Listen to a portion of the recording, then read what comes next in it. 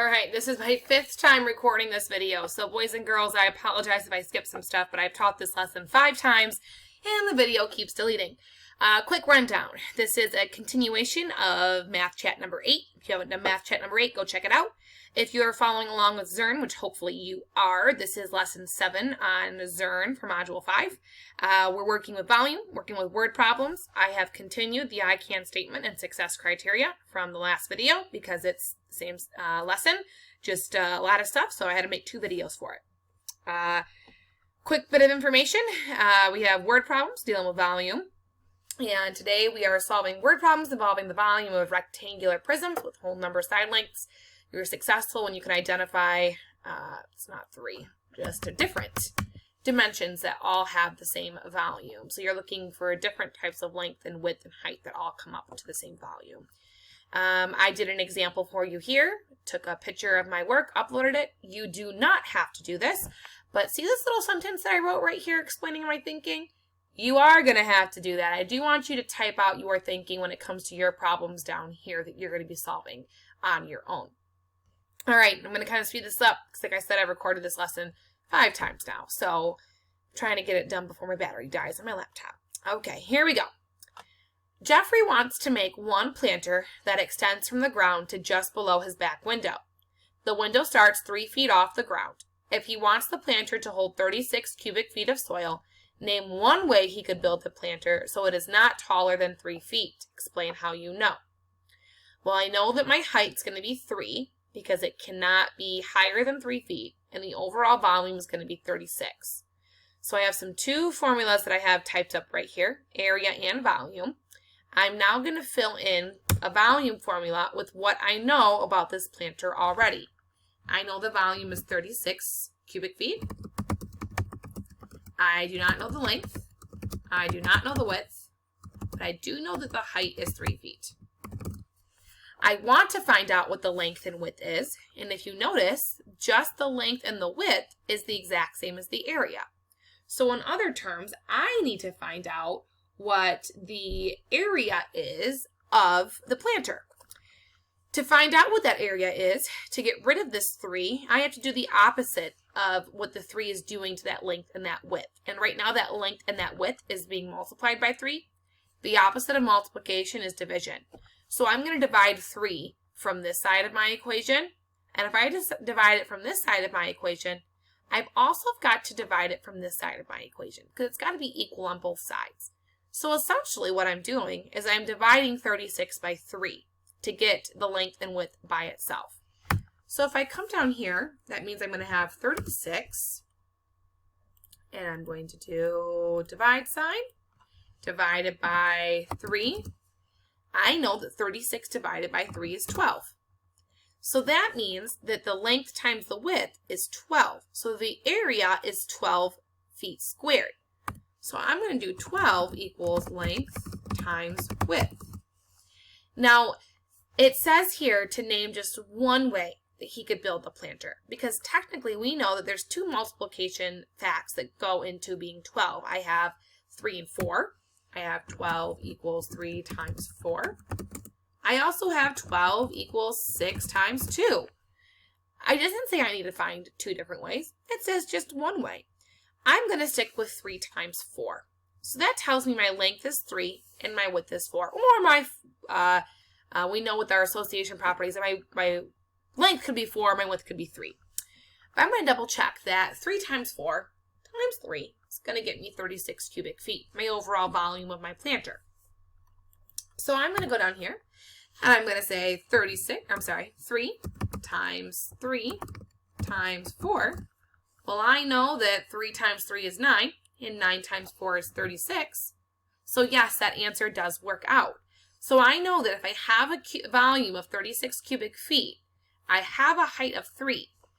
To find out the missing variables, I have to do the opposite of what's happening to it on both sides of the equation. So the opposite of multiplying these by 3 is dividing it by 3. But if I divide this side by 3, I've also got to divide this side by 3. Then find out what those missing factors are equal to, or what those missing factors would be for the area that I've discovered. So if you scroll down here, you're going to see my work. here's my drawing that I drew of the planter, okay? Again, my work that I did, 36 divided by 3 is 12. 12 equals 4 times 3. This part right here is the critical part. I stated my thinking. I said, since Jeffrey wants to build a planter with a height of 3 feet and a volume of 36 cubic feet, the base of the planter should have an area of 12 square feet. I drew a planter with length of 4 feet, a width of 3 feet, and a height of 3 feet.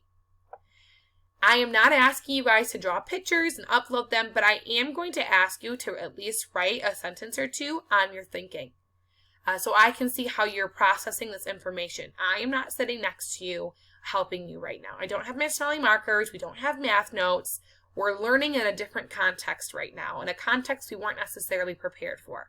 So I need you guys to meet me in the middle and explain your thinking by typing out your thoughts. So if you do make a mistake, I can see where you were processing that information at. I can comment on it to help you guys out, okay? We're going to take a look down here at your guys' problems. It says right here, after all of this gardening work, Jeffrey decides he needs a new shed to replace the old one. His current shed is a rectangular prism that measures 6 feet long by 5 feet wide and 8 feet high. He realizes he needs a shed with 480 cubic feet of storage. Before I even look at what the first problem or first question is, I want to find out what the current volume of his shed is. So I'm going to take the information I've been given and find the current volume. So I know the volume is going to be 6 times 5 times 8. And I know 6 times 5 is 30. And I know that 30 times 8 is 240. So the volume of his current shed is 240 feet cubed. But I want to know down here, or I want to know how to get a shed with 480 cubic feet of storage. So part A says, will he achieve his goal if he doubles each dimension? Why or why not? So I know that my dimensions are 6, 5, and 8. If he doubles each dimension, will he get 480 cubic feet? Well, we've got to figure out what doubling the dimensions would be. Well, 6 doubled, 6 times 2, doubling it, this would be 12. 5 doubled, 5 times 2 is going to be 10. Oops. Let me change this here. And 8 doubled, 8 times 2 is going to give me 16.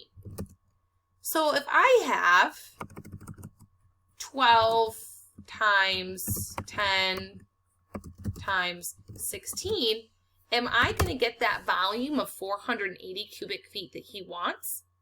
Will that achieve his goal? Why or why not? Okay, I need you guys to explain to me with your thinking, okay? Down here, part B, it says, if he wants to keep the height the same, and the height is 8 feet, so if he wants to keep that the same, what other dimensions could he use to reach his target volume? So I need to know what would the length and height be, and multiplied by the length and width be with the height of 8, multiplied all together to get me his goal of 480 square feet. Again, boys and girls, please make sure you are explaining your thinking so I can help you and I can comment on any areas that you are struggling with. Make sure you turn in your work to me when you are done, and when you get your work returned from me, when you get that notification in Google Classroom, go back in and look at it, because over here in the corner, I add private comments to it. I want to make sure you guys can see all those comments that I'm adding. All right, that should be it. Hopefully this is the 5th and last time of me recording this video. Take care and good luck.